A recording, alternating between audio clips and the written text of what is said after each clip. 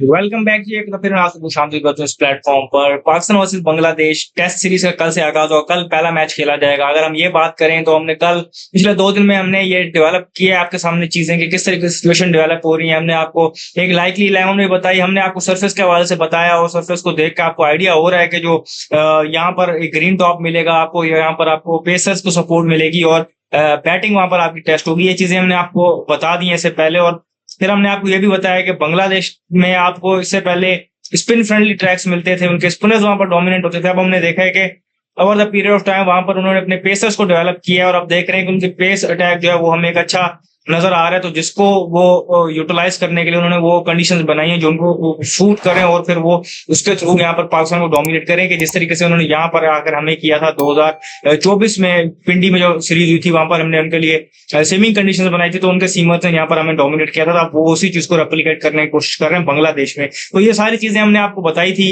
Likely 11 भी हमने discuss कर ली थी और हमने आपको बताया कि मिनिमम आपको 3 पेसर चाहिए होंगे। फिर आपको ये फैसला करना पड़ेगा कि चौथा आपने जो खिलाना है वो स्पिनर खिलाना है या फिर आप एक और पेस ऑलराउंडर के साथ जाएंगे। तो इस तरीके से सारी चीजें डेवलप हुई थी। हमने आपको एक 11 बताई थी, वो मैं आपके सामने यहाँ पर रिफ्लेक्ट कर दूंगा, अगेन आप देख लें उसको।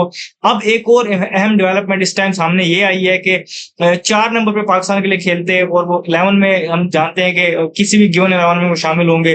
बाबर आजम की मैं बात कर रहा हूँ कि वो अच्छी फॉर्म के, फॉर्मेट अलग था लेकिन अच्छी फॉर्म से आ रहे थे और पुरानी टेक्निक पे जब वो चले गए थे तो उनसे बहुत ज्यादा उम्मीदें थी कि इस सीरीज में वो पाकिस्तान के यहाँ पर बैटिंग अटैक को लीड करेंगे। लेकिन यहाँ पर एक अनफॉर्चुनेट इंसिडेंट हुआ है पाकिस्तान के लिए, एक बड़ा धचका आप कह सकते हैं कि बाबर आजम को लेफ्ट नी में जो है इंजरी उन्होंने सस्टेन की और पहले टेस्ट मैच से वो बाहर हो गए हैं। मजीद उनकी जो वहां पर मेडिकल कंडीशनिंग होगी और वो ऑब्जर्वेशन में रहेंगे। लेकिन पहले टेस्ट मैच के हवाले से अभी तक ये खबर आई है कि वो वहां से रूल आउट हो गए हैं। अब ये देखना पड़ेगा कि उनको 4 नंबर पे कौन रिप्लेस करता है। अब अगर आप ऑप्शंस देखें तो आपके पास वहां पर जो बैटिंग के ऑप्शन अवेलेबल हैं वो एक आपके पास अब्दुल्ला फजल है, वो भी एक ओपनिंग बैटर है। उसको आप टेस्ट फॉर्मेट में ओपनिंग बैटर को उठा के 4 पे खिलाना और वो भी डेब्यू पे, ये ऑप्शन पाकिस्तान देखेगा। गाजी गौरी का ऑप्शन पाकिस्तान के पास मौजूद है, वो विकेट कीपर बैटर है, उनको 4 पे खिलाया जाएगा या किसी और को 4 पे खिला के जो अगला बैटर खिलाया जाएगा उसको नीचे भेजा जाएगा।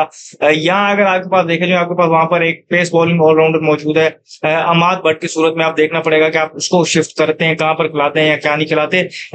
सारे प्लान सेटल हो गए होंगे पाकिस्तान के लिए आज से पहले और हमने देखा होगा आज फाइनल सेशन भी हो गया था। उसके बाद हमने अब उनको एक नई यहाँ पर सिचुएशन का सामना करना पड़ेगा कि पहले तो खेलेगा कौन और फिर कौन 4 नंबर पर बैटिंग करेगा और फिर बैटिंग ऑर्डर किस तरीके से वहां पर शेप लेगा। तो वो सारी चीजें आप देखनी पड़ेगी।